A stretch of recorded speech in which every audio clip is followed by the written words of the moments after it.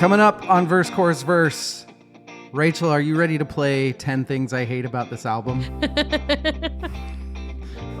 that's next.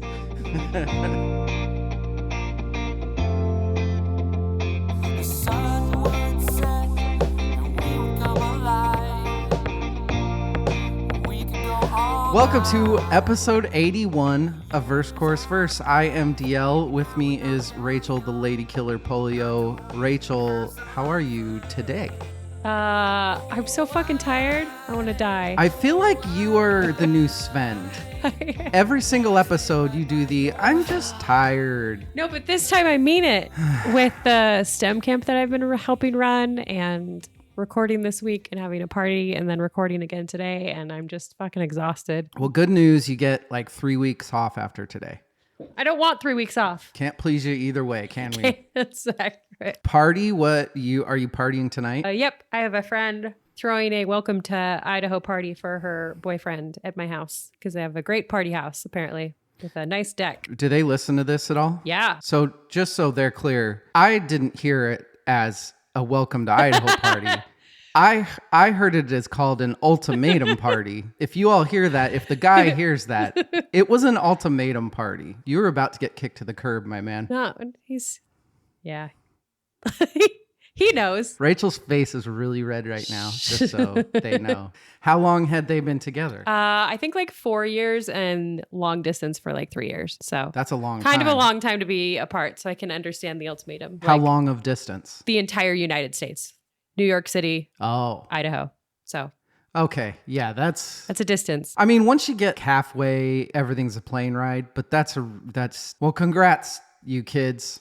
Good luck to you. New York City is it Idaho Falls? Yeah. Whatever floats your boat. It's really fun here. We all know my thoughts on New York City. And Idaho Falls. And Idaho Falls. You're damned if you do. You're damned if you don't.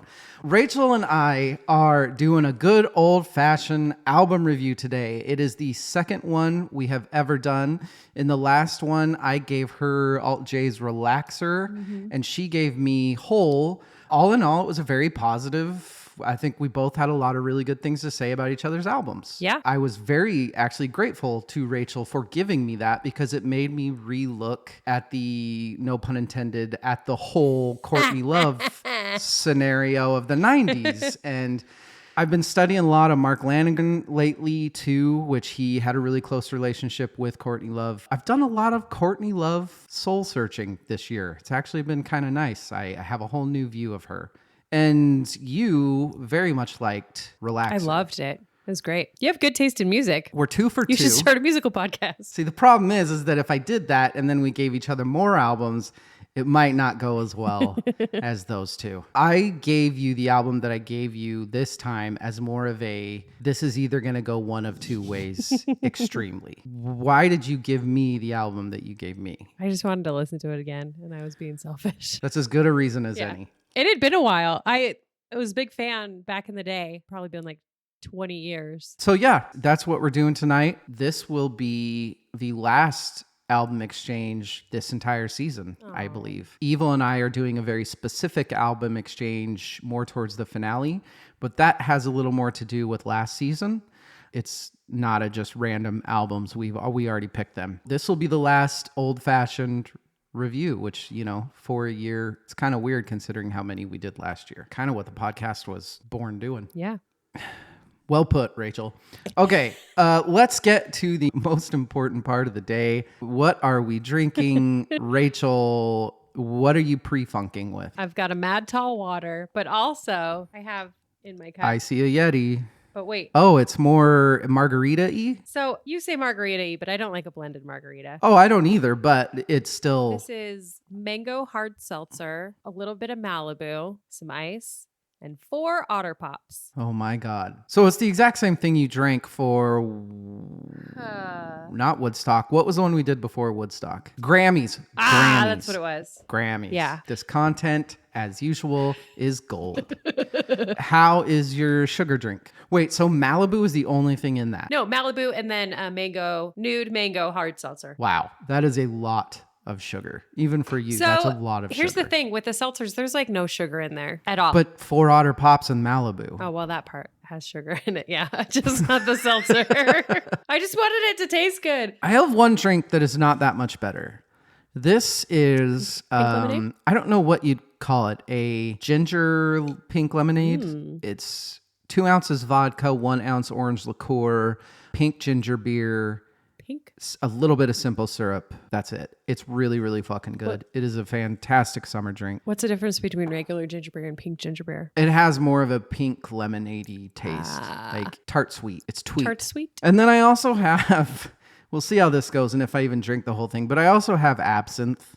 Oh, from the picture. Yeah, I was doing a cool picture for Instagram, and now I have a cup of absinthe at 1:30 in the afternoon. So we'll see if I am going to shirk my responsibilities today or not. Have you had the chance, taken the time to listen to any new music this year that we haven't discussed on the pod? No, and I'm really frustrated because I keep going back to our mutual friend Mark had mentioned something about Imogen Heap's new stuff, and I haven't had it. Oh, I didn't know that existed. Let me make sure I have that right. You could be right. I seriously, my brain is not functioning. I do see a song as of 2022. I had no idea. That's a big deal. Good job, Frau. Oh, you know what? We didn't mention the name because I just replied to his story because he had put it on his story. And then I said, how is it? And he said, need to listen, blee, blee, blee, do. Are you talking about Florence and the Machine? No. Regina Spektor. Fuck me. Ah, that makes more sense. Oh, my brain. Well, just so everybody knows, on accident, we just found that there is an Imogen Heap song as of 2000 that came out in 2022. So fantastic. But the answer is no, basically. The answer is not recently, no. I haven't gotten any new stuff in my brain outside of what you've assigned to me. Well, let's take a look. You have 7 weeks off, not including the little vacation-y 3 weeks that we take before the finale. So you have like 10 weeks off before the finale total. I would advise you to listen to new music because there is so much. You're going to die if you don't start now. The more that I'm learning, the more I'm seeing like overlap as far as like producers and things like that. And it's helping build like the web of knowledge. That is what we're doing tonight. I gave Rachel an album that I have liked since it came out. Did you know it at all? Besides one song? Yeah. Oh. I knew a couple songs. Oh. I mean, there were a couple bangers that came off on that. But I hadn't heard the whole thing by far. I thought it was literally only one song. He had a couple singles on it. Okay. And then she gave me one that she had obviously liked back when it came out. Pretty shortly after, yeah. So, okay. Well, actually, probably right around then, because I think Vincent gave it to me, and he didn't leave the house until 99. So, gotcha. Probably right after it came out. So we gave each other a couple albums that the other hadn't really given a chance. At least that's what I think. And we're going to talk about them when we're back after this break. We'll be right back.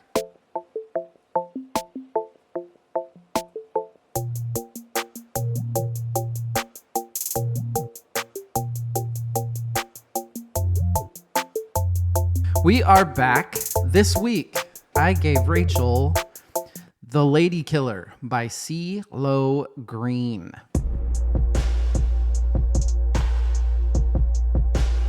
Released November 5th in 2010 under Elektra label.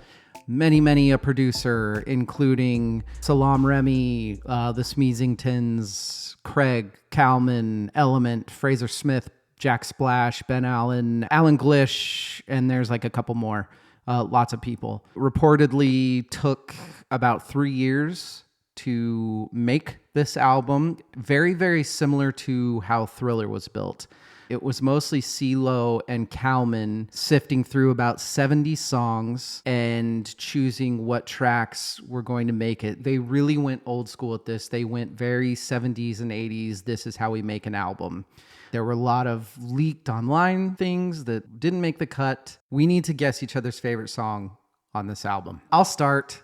Okay, so the easy answer for everybody is fuck you, because it's the catchiest, poppiest banger of the last 20 years. It really is. Mm-hmm. It's kind of the perfect pop song, but it's too easy. So I'm not going that route with you. I'm going not easy. And I do know from a previous review we did that I'm forgetting the name of, that you're kind of, I think it might have been Relaxer. It was, Because in Relaxer, you are a really big fan of Hit That Snare song. Hit me with that snare. Hit me with that snare. There's another song on here that is very 60s spy movie, go-go. I am going with your favorite song on this being Love Gun. Okay, that's a guess. Plus the girl that sings on it is amazing. Oh, she's Lauren fantastic. Bennett. Yeah, go ahead. I also wanted to choose Fuck You for you. But again, since we were the same person, I was like, that's too easy. Mm-hmm. I chose Bright Lights, Bigger City because it has a 80s synth vibe and kind of Billie Jean hit to it. So I thought, oh, it's very Billie Jean. You just, the bass, wow. I didn't even, it's so Billie Jean. Bass, the intro the to walking it? bass through the whole thing with the synth. Yeah, wow, that is very Billie Jean. Good call. Thanks. That is good pick. With that, I will give it over to Rachel for some first impressions on The Lady Killer. Like I said before, I'd heard obviously Fuck You. I just kind of want to say it like that the whole time. Should we do a drink every time someone says fuck you? I think. Take a drink. Yes. I was super impressed with this album, how hard it slapped and how good it was all the way through. Awesome. Like it was such a good album. The man's so talented. His voice control is so good. Yes. I really, really loved how he took soul and Motown, but modernized it. So it very likely introduced a whole new generation to an older style. Absolutely. And made it easily accessible. You know what I mean? I can't think of the word. Yeah, all you have to do with our generation is throw some profanities in there and suddenly it's gold. I found the best. It was giddily profane. One of the quotes I saw about. Gleefully, I like that a lot. The first thing I'll say about this is my introduction to this. I went over to a friend's house to get schmammered. What friend? Mike. I'll just bleep out the last name just in case. But I had just kind of started the birth of a really, really ugly breakup. When I got there, like we were going, What's her name? we were going to get loaded. He was like, there's this song that's all over YouTube right now that is, I love it so much. And he put on Fuck You. And eventually I bought the whole album because I'm an album guy. Man, this was such a good breakup album. But yeah, that's the first time I heard Fuck You. Drink. We can get through talking about Fuck You now. Drink. It was the most popular song of the year, right? Oh, for sure. And you saw who wrote it too, right? Oh, Bruno helped, right? Yeah. That was the one that Bruno helped, right? And he must have been like 12 at the time, Yeah. right? Yep. I didn't really look at the age on that because he's younger than us. You look at the people that helped write it, and this is my big thing about this album. Who was the group that won the Grammy last year? The Bruno Mars and the other guy doing like the whole 70s funk thing. Oh. Golden Silk Sonic. Silk Sonic, Bruno Mars, The Weeknd, this reemergence of Motown and 60s soul and stuff. I really think that CeeLo had a massive part in that. Oh, for sure. Like I said, this made an old sound new to a bunch of people, but also all the people that had been studying Motown, James Brown, all that stuff. Had like an outlet and had him warming the waters for all these other people to do what they loved. Because obviously like Bruno Mars and there's a bunch of other people that came shortly after him that have a very similar sound. Let's talk about Bright Lights, Big City. Can you Yeah. think of a better song in the city at night and the windows are rolled down? Could you not just bump the shit out of this? That's the thing. A lot of this album, because I actually did a very non-Rachel thing and just kind of put it on while I was driving because I was like, I don't have any fucking time to listen to shit. So I put it on during my 3-minute drive back and forth to work and then just listened to like a song each time I got in the car. And it was great driving music. It slapped. I wanted to dance to it in my car. All of it was really, really, really good. It's funny. I think everybody, obviously, this happens to, that depending on where and how you're listening to an album is going to dictate how you like it.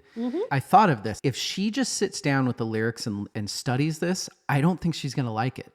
Because the lyrics are so chauvinist, 60s, simplistic. Yeah. Chauvinist is the wrong word, but it's classic, and classic lyrics, you can't pull those off nowadays. Yeah. I want to believe that you're right. Even when I sat down with the lyrics and my computer, I still couldn't stop like tapping my foot to it because it's so good. It rocks so hard. In this case, regardless of situation, I would have liked it either way. When you hand me albums next time, if you could just tell me the exact arena in which I should be, where I should listen to this album to make me love it, that would be ideal. But that's kind of the fun, is just having people figure it out for themselves. It's an interesting perspective too, to show up once and have an album that you're obsessed with and be like, God, I just have a feeling she's going to love this. And you come here and be like, just shit all over it. This shit. Well, I'm glad you like it, even in spite of the hokiness of the lyrics, or did you like that the lyrics were hokey and old fashioned? I think it worked. I didn't think that they were super amazing, but I think it definitely worked with the vibe he was going for. So I'm not mad at it at all. It's also one of those things that if you decide not to like it, you can make this album sound like an idiot. Oh, for sure. Hey, I love the nightlife. Yes, I do. It's so much fun. If you want that to be a dumb lyric, it's a dumb lyric. Sure. You can make anything sound dumb, David. Thank you very much. Hark, who goes there? Oh, fuck you. So lame. Salaam Remi's presence in this album. Mm-hmm. I don't think I would have necessarily noticed if I didn't know. Really? I don't think I'm that bright. This has so much. The only other artist that I could possibly compare to the Back to Black album, the only other album, there is a lot of Amy Winehouse-ish stuff. So many people mirror other artists. I don't know that I necessarily would have drawn that conclusion, because who's to say that that's the reason why, as opposed to just being influenced by Amy Winehouse? Because I mean, both of them. I know a fairly good amount of not CeeLo Green, but his process. He's an unbelievably eccentric, unbelievably hardworking person. Right. I made those comparisons with Thriller. He is a lot like Michael Jackson in his approach. He just locks himself in a studio for months and months and just combs over everything. Well, what was the amount of songs that he had? Like 70. 70 songs to put into this? He boiled it down to like 13, and a couple of them got pre-leaked, so they didn't make it on the album or something like that. Yeah, it got put on, what was it called? Like Scattered Shots or something like that. He had a thing with Cho-Cho from the B-52s on that. Yeah. Yeah, you don't shock me anymore. Side question. Yeah. Are you a Gnarls Barkley fan? I radio Gnarls Barkley, but yes. That was the most excited eyes to, I guess, well, I've ever heard. I don't want to overshoot my fandom for Gnarls Barkley and then be like, yeah, the one song.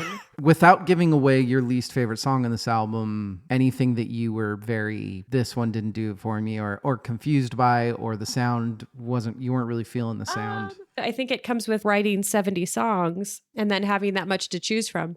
I feel like it was very well put together. There's nothing that stood out to me as something that didn't really go. The song I picked was just because I didn't really love it, but not because I felt like it should not be on the album. I think there are two reasons why this album worked. Number one is how subdued he is. This is a CeeLo Green album, but he very much puts the songs in front of his talent. He's never trying to showcase his voice or overly working things. He's so gentle and light with it when he needs to be. Mm-hmm. And there's like two parts where he really, really goes for it, but those call for that. Yeah. I am so impressed by his dynamics in this album and how subdued he is. I love it. I love it. That's the thing, is his talent is so subtle, but so amazing. I mean, obviously when you record an album, you record and take the best take, but his voice is so controlled. There are a couple parts where he kind of goes off, but it's not in like a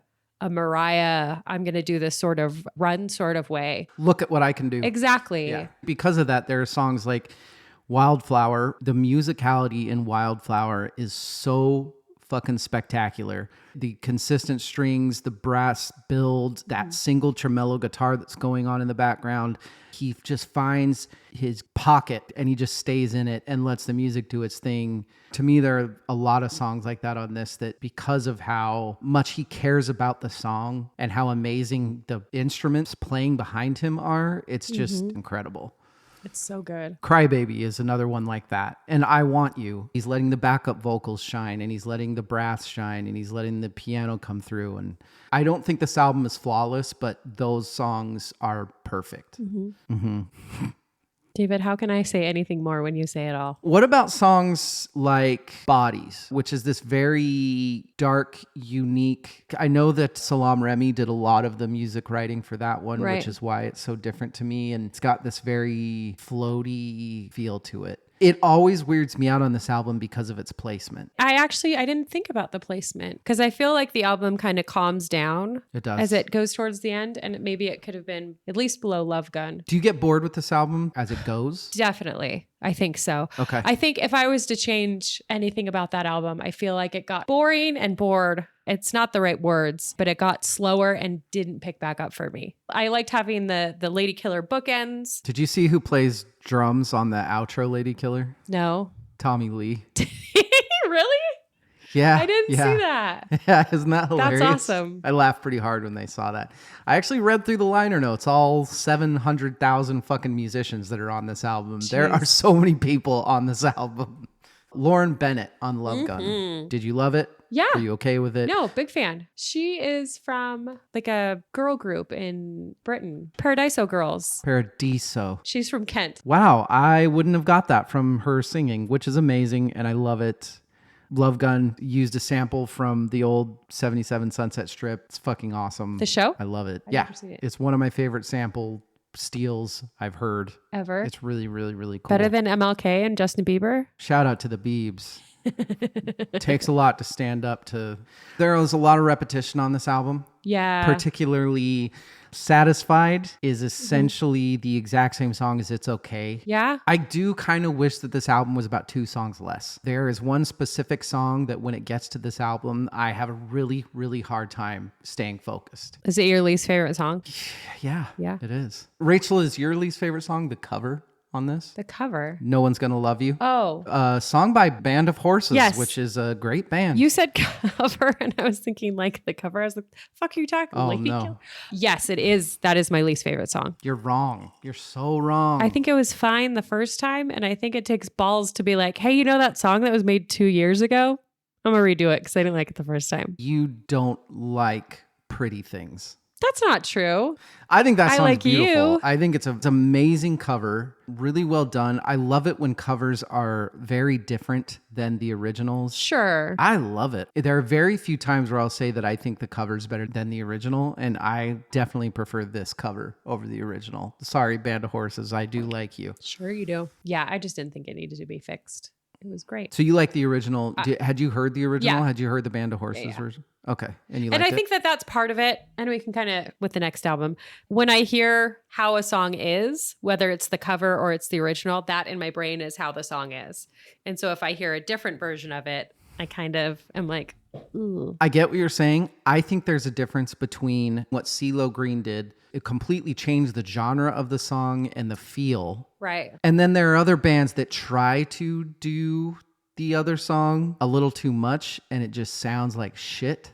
We'll probably talk about one of those covers soon. Like in the next hour. I think that's most of it. We went through Bodies, Wildflower. We didn't talk about Old Fashioned, which my guess is going to be that I enjoy. It's a great song. It's classic. It's amazingly produced, but it is a pretty slow go for the end of an album. So I'm guessing, Rachel, you aren't a huge fan. You are entirely wrong. That is in my Awesome. top 3, actually. What? You don't make any sense. Spoiler. No, that was great. And that one actually did. Maybe if I hadn't read about Salam ahead of time, I maybe would have, if I would have picked it up, I would have picked it up on that because that one did have a very similar Back to Black vibe. Extremely. Yeah, I completely agree. That is CeeLo Green's Lady Killer. We both enjoy. Good job, CeeLo Green and the 300 people on this album. I love that he put every single person in the liner notes for this album. I love that so much. Credited every other writer. I don't know CeeLo Green. Maybe he's a jerk. I don't know. But I mean, You don't know him? well, he's eccentric enough to where he could be a jerk, but Yeah. who knows? Let's do some, Awards and categories? thank you, rewards. And I'm drinking absinthe. The Green Fairy. Oh, you started on the absinthe. The Green Fairy is flirting pretty hard right now. Let's start with the David Crosby Meh Award. I've got one for each album this time, and this is by Carol Andrews, and boy, do I love it, especially since my grandma's name is Carol, and I could see this review coming from her. I ordered this album because of the music from a song I thought I liked. Fuck you, right? It's got to be Fuck You she's talking about. It's Forget You. You're onto her. I know, Carol. I found, however, that the song's words were awful and not to my taste. Other people may like this type of profanity, but it was not for me. I do not find Amazon at fault. They gave me what I ordered. I just did not listen to the words before ordering. My fault. Well, at least you didn't blame Amazon. It's just funny because you'd think that you would see, oh, I want to know the album that song is on. And then you would think you would go search for the album and you would see, wait, why does it say fuck you? No, you wouldn't. You'd just be like, oh, Forget You. It's on this album. Okay, I'm going to order that album. You would look at the track listing. You wouldn't? No, not necessarily. Rachel, what's your DMX award? Like, we kind of already talked about it. It's just a modern take on a very classic style. If you can think of a better one, tell me now. People listening, write me. Wait, no, Amy Winehouse. I was going to say that this was kind of the opening salvo for the Bruno Mars and The Weeknd and all these go-go doo-wop style things to come back out. But Amy. When did Back to Black come out? 2007? 07 in the States, yeah. Yeah, corrected myself. Never mind, writers. If you can think of anything pre-Winehouse, let us know. Rachel, overrated, underrated, properly rated. In its time, it won a bunch of Grammys and it was nominated for a bunch of Grammys. The album or Fuck You? Well, let's get this exactly correct, actually. I knew I should have written all of the details down to this. I mean, we call you Stats. You're about to get fired from that nickname. Oh. Didn't win it didn't win anything. Nominated for Grammy for Best Pop Vocal Album. Why are you laughing at me? Because I just said it didn't win anything. Unfortunately, I very quickly Googled The Lady Killer, clicked on the first Wikipedia, and the thing that didn't win the awards was Tom Hanks's movie, The Lady Killers. So really, Tom Hanks? Yeah. Disappointed. Nominated for a Grammy Award for Best Pop Vocal Album. Didn't win that one. The song Fool for You won Grammy Award for Best Traditional R&B performance and Best R&B Song. Fuck You won the Grammy for Best Urban Alternative Performance, and it was nominated for Record of the Year and Song of the Year. There's a fucking award called Urban Alternative? That is not an award anymore. Jesus Christ. You know, I read that. They stopped doing it in 2011. It was 2003, 2011. Grammys. In its time, very appreciated, at least by the Grammys. And then Gwyneth Paltrow did a cover, and I was like, there. Of what? I'm pretty sure it was at the Grammys. I should have looked this up. Why do people let Gwyneth Paltrow be a thing? Rachel, are you a gooper? No. She sang at the 2011 Grammys with CeeLo. Why would CeeLo Green... Okay, we can't do this. I don't understand that. CeeLo Green he's always seemed like such an eccentric musician I saw an interview with him once and they were asking him about a song that he had done in the past and he was like, no, that wasn't good. I should have done it like this. And that's all we're going to say about this. Yeah. It was fucking hilarious and awesome. Well, you know, it goes back to how they shove random ass people together all the time. We should see if we can find an interview of him bitching about having to do shit with Gwyneth Paltrow. Yeah, she had just come off of a movie called Country Strong, if you remember, where she sang in it. That was in 2010. No, Gwyneth Paltrow's level of interest for me was 7 and The Game, way the fuck up here, high as you can be. And then something happened after that and plummeted, and then Goop, and now she's human garbage, essentially.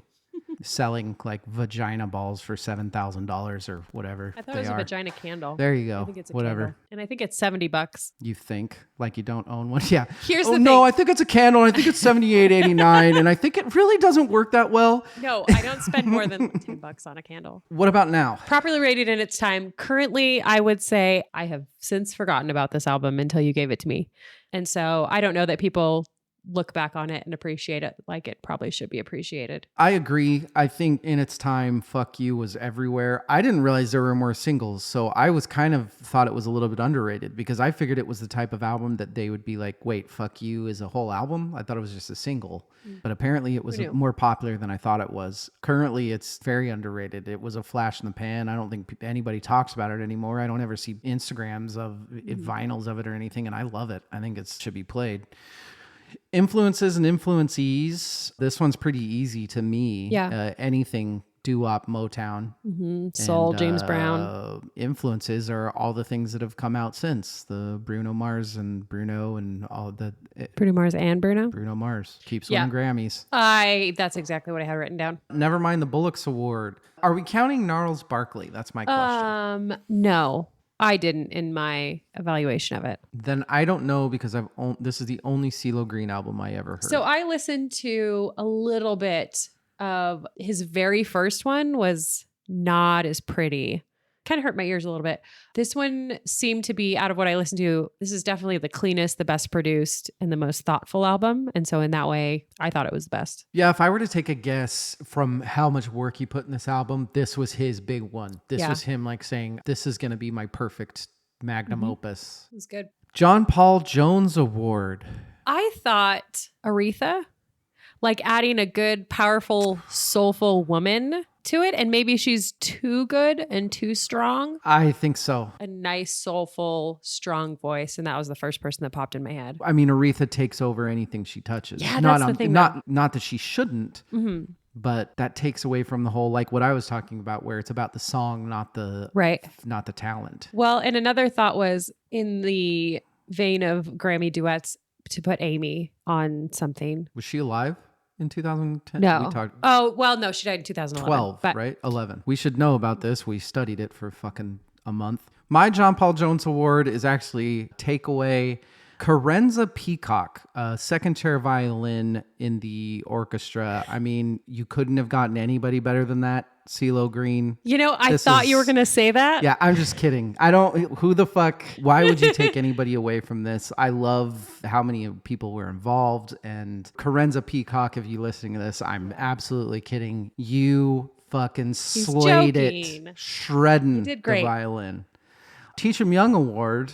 Fuck you. My daughter has free reign in my living room only that if a song is on, she's allowed to swear when she's singing. Luckily for me, she does not like to swear. She gets mad when people swear, which I like that. I'm fine with that. That's adorable. But man, she does like fuck you. She doesn't sing it, but she sure as hell likes it. Would you let your kid listen to fuck you? I mean, he hears me swear enough. It's fine. This John Prine Best Lyric Award.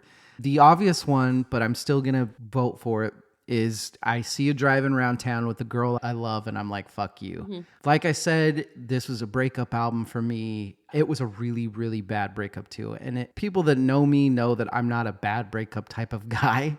So this was like the bad one. Those lyrics in that song. The song I Want You. He's just so in love with somebody. And he's just wanting, when you are that in love with somebody, everything you just want to be fresh and new. And I love the lyric, anything you've already done just won't do. I love the thought of we need to do something that neither of us have ever done together. Butt stuff. Oh, sorry. I just thought it was the first. Jesus, Rachel. I'm sorry. Go ahead. What's your favorite lyric? Is it Rachel? warm in here? My favorite lyric, I really focused on Fuck You. That song, there's so much about it that was just so clever. The creativity it took to make it radio playable and still make it very entertaining. I feel like a lot of songs, they just bleep stuff out instead of changing the words to it, but still to be able to find rhymable words for everything. Doesn't it bug you to listen to, like, do you listen to the Forget You version? That doesn't bug the shit out of you? That's the first one I had ever heard. Oh, God. And so, no, it doesn't really bug me that much. But again, like, she's a gold digger, just thought you should know better. No, but just all the rhyming there. And then guess the change in my pocket wasn't enough. Because it's just such a visceral lyric that really puts you there and makes you sad for the coins that he has in his pocket. Rachel, what is the Eddie Van Halen Award? I put the opening run on Fool for You. It was really, really short, but it was really, really good. That piano with the jazz style drums, very, very beautiful. You're right. And then when it kicks into the more hard funk style, yeah, love that. Good job. I have two. When he does the breakdown in Fuck You, he's like scream crying the thing. But Lauren Bennett in Love Gun, it's towards the end, the bridge of the he's a hunter, now I see, wonder how long he's been watching. There's just something about that part that change that gives me chills every time I listen to it. I fucking love it. Surfer Rosa Award. Taking so long to make and having so many fucking writers, this album is surprisingly coherent. Cohesive. Thank you. Why did I write coherent? This is why you have to just pay attention and not go off your, what's the thing called when you're reading the fuck you, San Diego? Teleprompter. Yeah. What's the fuck you, San Diego called? But you knew what I was talking about. I did. I do think that there is a portion, 4/5 through this, where it's a struggle for a couple songs. Yeah. And I think you probably agree. We're the same. Time of Your Life Award, Rachel. No One's Gonna Love You. I just liked it better before. So disagree with that. I'm sorry. So much. Bodies is my least favorite. That's fair. I love how different it is, but in this sea of just these really awesome doo-wop, funk 60s things, then all of a sudden it just pulls you down. It really loses me. I will go first on the 3 best songs of the album. Rachel chose for me Bright Lights, Big City. Bright Lights, Big City, which is not on my top list. That is wrong. Great starter track, but that speaks to how good this album is. Honorable mention is No One's Gonna Love You. It's a cover, so I'm not putting it in my top 3, but I fucking love that song. And it is probably, for me, the most played song off this album. My number 3 is Love Gun. I've talked about it a lot. Number 2 is Fuck You. It's one of the catchiest things that ever catched. And my number 1 is I Want You. I Want You this is the song to me that there's no forced anything. Everything just blends perfectly together. Every single part, from the brass to the strings to the piano to the backup vocals, the song is fucking amazing. Rachel, what are your 3 favorites? What did you have for number 3? Love Gun. Okay. So my number 3 was Old Fashioned. Great song. It just echoed doo-wop so perfectly, and his voice sounds like warm butter rolling down a bread roll. My second song, Fuck You. My first song, I Want You. Wow. We are not alike, but we are very alike. Indeed. Rachel, who won the album? Everybody that came after him. We said, maybe he started this whole Motown thing and then remembered, just kidding, Amy did. I think that as far as male singers that came after him, Bruno Mars is looking up to him. He's not looking up to Amy necessarily.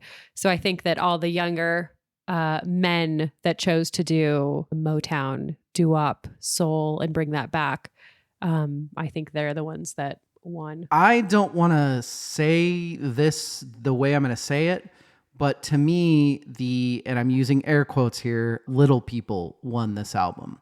The David James. No, I'm not because CeeLo Green's short. No, I'm talking about the backup singers, the orchestra, the brass, the random session musician that comes in and plays fucking bass on this one song, excluding Tommy Lee. Those are the winners of this album. Tommy Lee got big after this. It really helped his career out. Just a shit ton of brilliant musical minds making beautiful things on this, and it's very impressive. Rachel, what did you rate this album? I rated this album 8 out of 10. It was pretty close to awesome. Like you said, maybe a couple songs too long. There was so much that was so good about it. I thought a very strong B seemed very fair. I usually struggle with ratings. It takes me a long time to figure out what I'm going to rate an album. I don't know why, but I immediately strongly decided this was an 8 out of 10. So I gave it 8 out of 10 T-Rex arms. This is a very 8 out of 10. Even though it's not a 10 out of 10, I would recommend this to anybody. If you want a newer, great soul doo-wop sort of album and you haven't heard this whole thing, not just Fuck You, listen to it. It's fucking great. I'm going to play a game with you really fast. It's called How Tall is CeeLo Green? My guess was 5'4", because I was like, he's probably my height. I was going to say 5'6". He's 5'7". I mean, I assumed he was that's short. Bruno Mars is like 5'5". Jesus, are you kidding me? He always wears a hat and he always wears lifts. So he always looks like he's like 5'9". You know what's really weird is soul dudes are so short all the time and rocker dudes are so tall. It's so weird. Machine Gun Kelly. I don't understand. Did you just call Machine Gun Kelly a rocker dude? Everyone, I hope you enjoyed Rachel's year stint on Verse, Chorus, Verse. We got one more album to do. We're going to take a break. We'll be right back.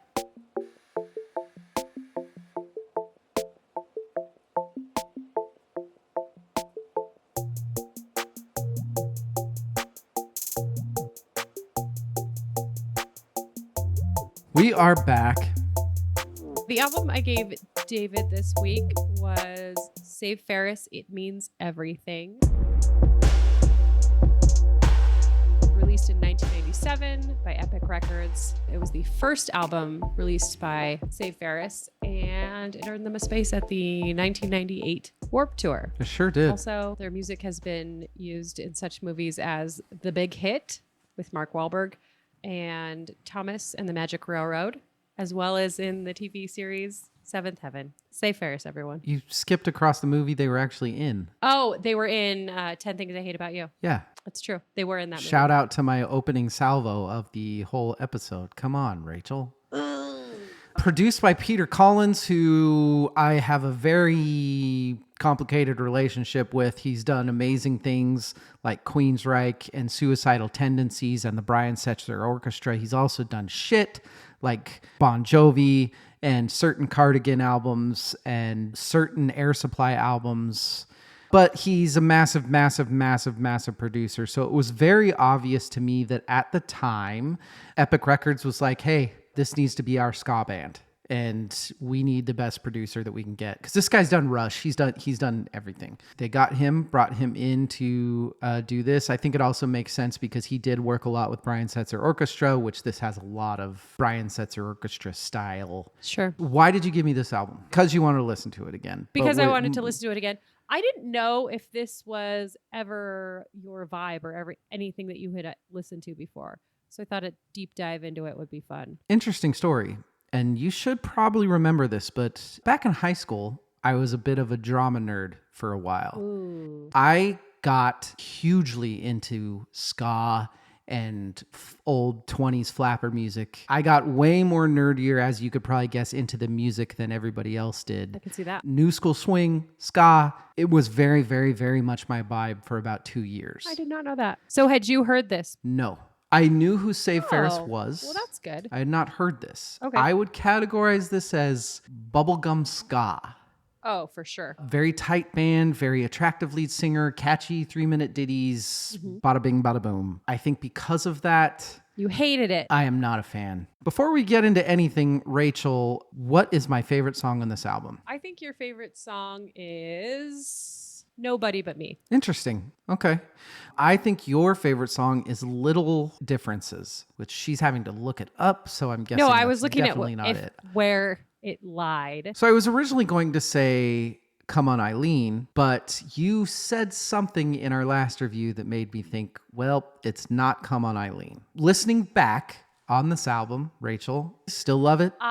Yes. This is an album that I don't know if my brother gave it to me or told me about it, but I remember having my own personal copy of this CD, Aw. listening to it over and over and over and over again, back to front. Even though I hadn't heard it in an embarrassingly long period of time, I found myself singing every word to every song. So I loved going over this album and revisiting all the memories. Monique Powell is the front woman. Amazing front woman, tons of charisma, great voice, super confident. Such a perfect ska band front person. Yeah. I will say that. I honestly think the reason that you like this band is because they were in 10 Things I Hate About You. That is not it. It's because I hero worshipped my brother in high school, and I think this is where our music tastes overlapped. Did he like this or think you would like it? Probably both. He had a lot of harder punk, NoFX and Sex Pistols, and where I was into that. This was a lot lighter and easier to listen to, and I think made my parents a little less upset when it was getting blasted. I like it. So, yeah. Before I turn this review into what I'm about to turn it into, I do want to say one thing that I loved. It was a review that I read, and it's true. And because of that, I don't hate this album. There's no hate in there. This album is unapologetically happy to be here and glad that you're listening. Yeah. I love that. That is a great quote. And with that, here's what we're going to do. We're going to go song by song. Ooh. And I'm going to give a thought. And then I might just tell you, hey, here's a different song that's very similar that maybe you should listen to instead. Okay. Keep in mind, Rachel, that I love you. The World Is New, opening track. Great opening track. Happy poppy. Look, we're here. Kabam. Brass for Days. Brass for Days. Yeah, it's a good welcome into this album song. Get you pumped. What should I listen to instead, Dave? Super Rad by the Aquabats. Go listen to that. Oh, Okay. Banger of an opening track. The musicianship is just unbelievable. Drums kicking it. It's fun. It's funny. Go check that one out. Nobody But Me, aka The World Is New Part 2. This is the exact same song as the first one. Yeah, it's pretty similar. I think this one highlights Monique Powell's vocal control. She's so powerful in all the songs, but this one she has a little bit of another kind of, not a run because there's not that many notes in it, but just the power she has while changing notes it's really impressive. Yeah. I like this better than The World Is New. I think it's a better song, even it's though the they're same song, extremely David. similar. Very fun song. A woman singing about being alone, not being alone, stupid boys. Just go listen to Spiderwebs by No Doubt. Very, very similar. Very, very same sound, just earlier, which I do think, and I'm not complaining, but this harks to a huge influence, I think, on this band. Oh, sure. This Yeah. is very No Doubt. Early No Doubt. Super Spy. What are your thoughts on Super Spy? I feel like my feelings are going to get hurt the more we go through this album. Look, okay, here's the thing. I am very much a positive guy this year. I know I have the reputation of the negative dude, but if you listen back to our episodes, I'm an extremely positive person this year. This is the first time that I was actually like, and I even texted Jimmy, I feel bad because I'm about to rip this fucking thing apart. Okay. Super Spy. This actually was a song that I really, really loved in high school because of the harmony part. It just had a really easy harmony and used it kind of to teach me how to find harmony parts when I was listening to the radio. Oh, interesting. And so this one I actually have a really positive memory with. So how do you want to shit on it? Go on. This is, big band, cool daddy-o type stuff about a stalker. And I think it's about, you think this is about a stalker? I think it's about a stalker. Yeah. You know what you should check out police? instead? Yeah, I'll be watching you. Big Bad Voodoo Daddy's Mr. Stripe Suit. Oh. It's a much more put together, old school swing. Come on, Eileen. Let's talk about the cover on this album. Before we go anywhere on this, and this stands for the whole album, but it sticks out here, the clean guitar sound on this album is great. Anytime any effect, any distortion is added to the guitar on this album, it sounds so bad. They have terrible guitar sound, and it makes me mad. And it is very, very, very, very obvious in Come On, Eileen. Rachel, what did you think about this cover? I love it. Do you? I do.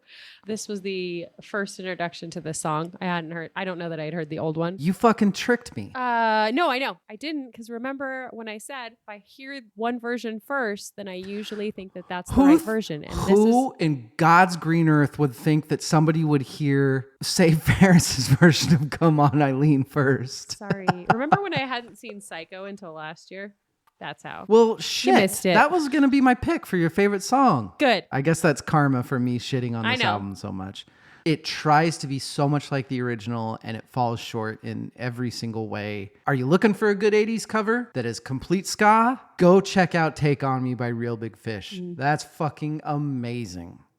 Goodbye, a song about men wanting to take over the world, which, hey, I get that. I respect that. I'm so sad. I didn't know this was going to go this bad. I mean, Rachel, you've shat on albums that I liked before, and it hurts my feels so much. I love you. I know how it is, but this was going to happen at some point, did right? not know that you would go through every song on the album and then say, this song is shit. Listen to this instead. I am very aware of how terrible this is. Trust me. I lost time thinking about this, I promise. But I have to do it. It's good content. Goodbye. Goodbye. I never want to see you again. Goodbye. I don't want to be your friend. Yeah. I think you were pretty close to quitting anyway after our last episode. So these lyrics really speak to me at where I'm at in life right now. Because you're an asshole. Okay, but I have a newsflash for Monique. It's not just dudes that want to be fucking millionaires, okay? Everybody wants to be a fucking millionaire and have power. Rachel, I don't think you understand how much fucking hate mail I'm going to get for this episode. You're not. I am. The last 2 episodes, I'm going to get a lot of fucking hate mail. What was the last? I for guarantee Woodstock? you. Yes. Oh, that's going to be fine. I think you're overthinking that. So goodbye. Do you need a chill, cool song for the daddios? You know what you should listen to? You should listen to the Stray Cat Strut by the Stray Cats. Man, that's a good fucking song. This is the song I'm dedicating to you. Sorry, my friend. Rachel, do you like this song? I like all the songs, David. I don't know. All that. the songs are great. I don't know. No, that. I do. I think this album is 10 out of 10.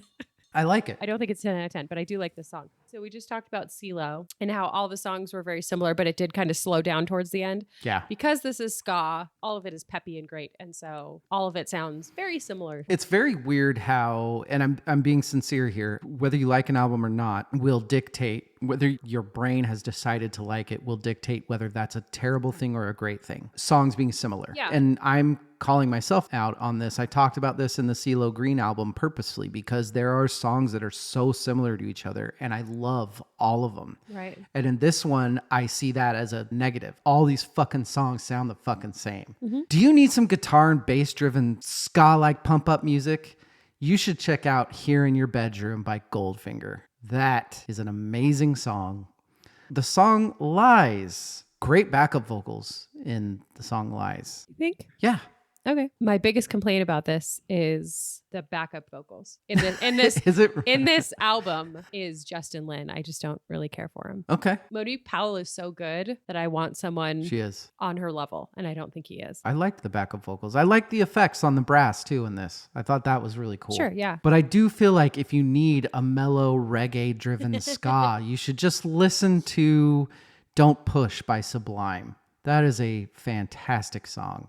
Little Difference. This was the song that I said was your favorite. Little Difference. It's not my favorite song. Wait, did I guess? What did I guess for you? Nobody But Me. No, Little Differences is not my favorite song, but it's good. I think it's a good bass-driven pop banger. It's got a good build. Mm-hmm. Almost on the level that Sex Laws by Beck is.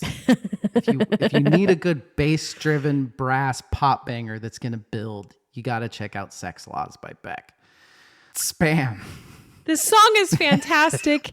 It's clever. It's fun. It has good rhymes, great lyrics, and it encourages people to eat Spam. It doesn't. A lovely Hawaiian product. It doesn't encourage people. It's like, I was poor, Spam was gross and came out of a blue can. I was poor and we had this great food. That's It's not what it delicious. was. It's so versatile. That's not what it was. And I find it insulting because I was poor and I did eat Spam and I do like it. God damn it. Spam was expensive. Yeah, but it lasted forever. Here's the thing. I didn't have Spam because it was expensive. So what does that make me? Extra poor. Because I do remember mentioning it to my dad because I said, what is this? And he said, oh, it's great. It's this stuff. And you can just cut it up and fry it and blah, blah, blah. It's great. So he knew what it was. But also he grew up very wealthy. They were above Spam and we were below Spam. So it was kind of a... Look, I don't like the song. I don't give a shit. I don't even have a comp. Just listen to something better. You know what an amazing song is Put a Lid on It by the Squirrel Nut Zippers, which coming out of this genre, I think were by far the best band to come out of this whole resurgence of 20s style music. Under 21, very quirky, upbeat, silly. Yeah. I remember loving this song when I was a teenager and then re-listening to it now and knowing that she seduced some older man when she was underage to get into a club. It's a little disturbing to listen to. Yeah. It seems like a song that as a whatever teen-year-old who you think is so edgy and funny and cool. Mm-hmm. Do you need a different quirky, upbeat ska song that's also silly? You should try out A Message to You, Rudy by The Specials. That is a fantastic song. And we are almost done building the playlist. We have one more left to do. Everything I Want to Be, which is a song about how hard it is to deal with the haters. This is not one of my favorite songs, actually. I want to say it was my least favorite. It was my least favorite. I had to pick something. Yeah, if I could drop anyone from the album, it'd be this guy anyway. A song about how hard it is to deal with the haters? Let's throw Rachel a bone and add Shake It Off to the end of the playlist. I like how it's ska, T-Swift. That's how I feel about this album. Save Ferris's. It means everything. It means everything. I honestly just think there are so many other projects this genre that are way better. And this just so much feels like a labels project, forced fed what was popular at the time. I don't know if you read very much into the band. They won their contract with Epic Records. They got like a special Grammy award, a Grammy Showcase Award for Best Unsigned Band. And with that, they got a contract with Epic Records. That's very cool. Looking at their numbers and stuff, they did well for a while. Yeah. I remember the band Save Ferris. I remember, fucking great band name, by the way. I've always known that there was the band Save Ferris, just never really gave it a shot. And maybe if I would have listened to this in 97. You wouldn't have been such a snob. Exactly. Let's do Let's go awards. awards. I have 1 out of 5 stars by Ryan Cobbs. Fucking Ryan didn't like this album at all. Is that your pen name? And this is just a shitty review because it's not a review. Well, now I know why they only have 1 album. They don't. They have 3. Go Not on. exactly. Every song sounds the same. Save your money. Just buy the 1 or 2 songs you came for. What year was that review?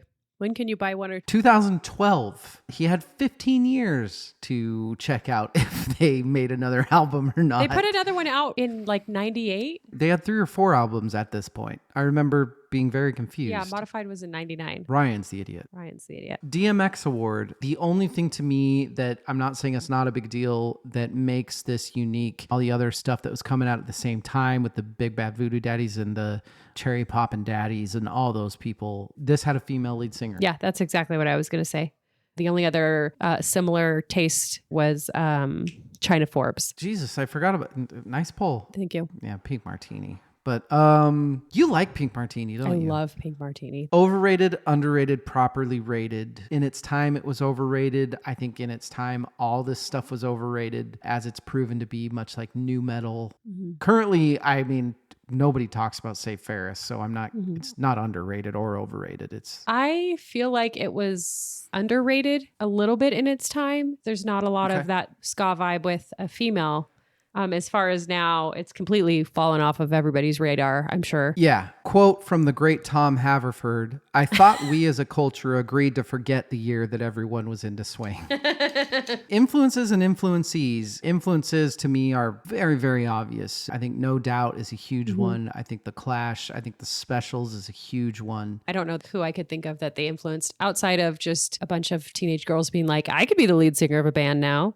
Influences... everything ska that came before them, Real Big Fish.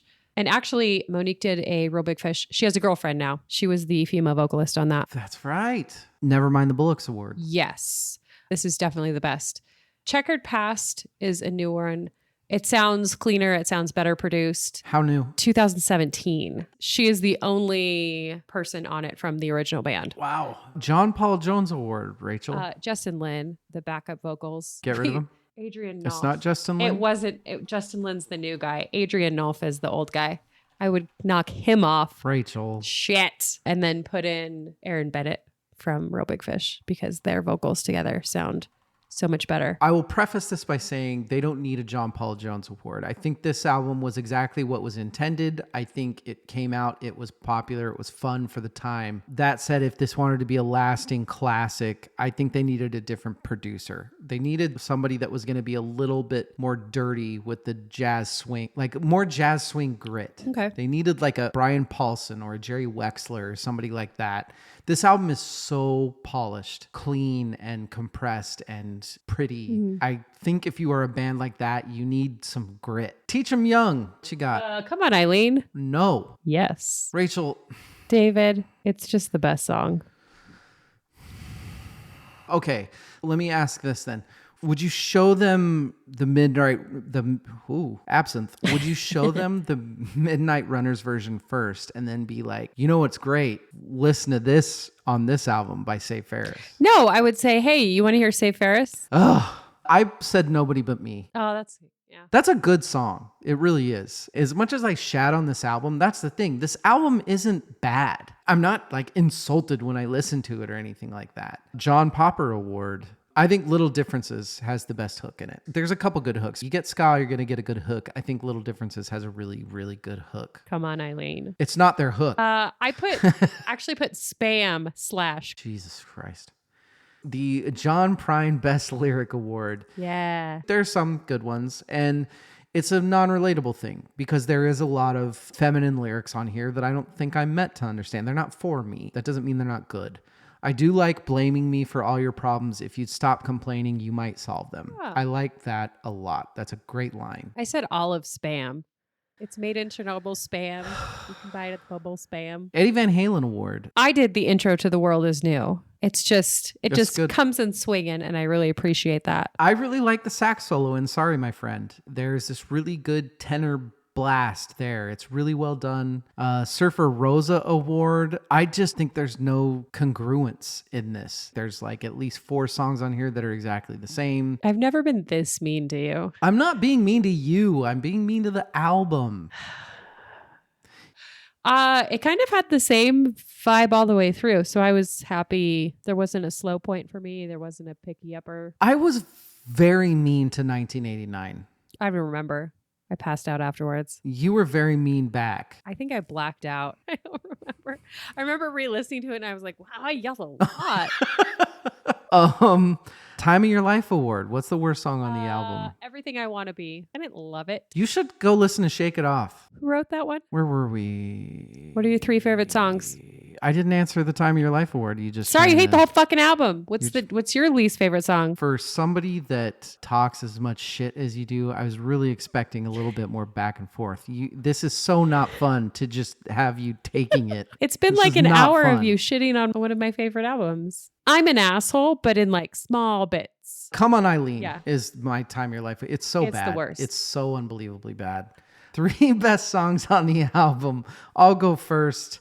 The World Is New is my 3rd favorite song. It's a really good intro track. Second one is Little Differences. Fun song, well written. And number 1, Rachel called it, Nobody But Me. Very good. She guessed my favorite song. All the absinthe right now. Drink it all. That shit's gone. Sorry. I needed the liquid courage so I know, and I'll probably edit this out, but people don't understand. I'm not actually a dick. That's what's funny about it is because people really do think you're an asshole and you're probably one of the nicest people ever. You're nicer than Svend. Yeah, see, this is all getting edited out. I'm not... Evil. You don't know what's going on with Evil. You never know where his head's Also, at. do you feel like he just like picks really obscure stuff just to fuck with us? A little? For his favorite stuff or like, oh, albums we missed. Oh, this weird underground metal thing that nobody has ever heard of ever. No, that's him. He is a weird dude. That's why I love him. That's why we are all such a good foursome, whatever. Good mix. Yeah, mix is a way better word. You think there are too many arms and hands, but it actually works really well. Rachel, what are the 3 best songs on this album? Number 3, Goodbye. Number 2, Super Spy. Number 1, Come On Eileen. Come On Eileen. Who won the album, Rachel? Every little girl that wanted to be a lead singer of a band. I said Monique Powell. Yep. Extremely cool, gorgeous, really, really good vibe as a front person. I watched like a couple live things just to get a feel for it. Mm-hmm. Boy, is it very, very late 90s ska. For sure. Which that's great live. It really is. I will go first and we'll end on a positive note. Rating this album, I gave it 5 out of 10 pork pie hats.